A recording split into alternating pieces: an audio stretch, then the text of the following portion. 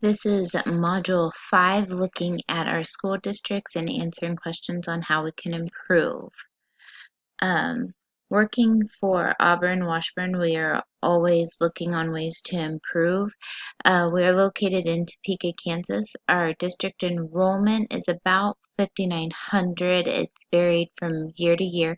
We have 7 elementary schools, 1 early childhood center, a middle school, high school, an alternative high school, a specialized middle high school for students with an IEP, and this is a behavior-based school, and 1 psychiatric treatment facility. We cover 128 square miles, so we cover a lot of ground in our district. 98% of our staff has more than 3 years of teaching experience, and 15% have less than 3 years. We do not have any teachers that are teaching on that are not qualified to teach, meaning they don't have a degree. Our attendance rate, graduation rate are higher than the state average. Chronic absenteeism and dropout enrollment are lower than the state average. We have approximately 48% female students and 51% male students district-wide. District business, we plan a lot.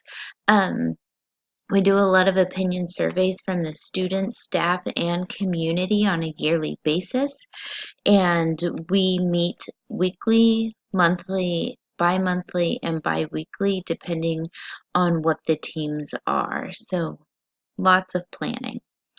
We are in year 4 of our district strategic plan. We started this in the 15-16 year, where they had 26 meetings at different schools to see where we wanted to be in a 5-year time period. Since then, we have added staff to support social and emotional needs in every building. A social worker and school psych is provided, and we continue to seek improvements in the areas of intervention and curriculum.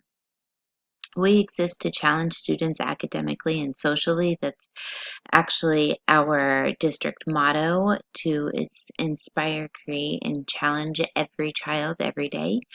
We exist to provide a safe and welcoming environment for all students, and we also exist to prepare a generation of children that are ready for the workforce once they get out of school. Teaching grit and perseverance is a big deal for us. Where we want to be. Our first goal is to challenge every student to improve their academic performance. Our second goal is preparing every student to develop skills for success. Long-term goals, I pulled this off of KSDE's website, off the report card. Thought this was kind of interesting, that by 2030, 75% of our students will receive a 3 or 4 on ELA and math state assessments, and 95% of all of our ELL students will receive a proficiency on CALPA 2. We have 4 district priorities that's a part of that plan also. Outstanding staff, community engagement, effective resource management, and safe, well-maintained, and current facilities. What are our gaps? We have gaps between all of our tiers, like everyone else does. We're Tier 3, Tier 2, and Tier 1 students. Academic gaps between ELL students and students who are non-ELL.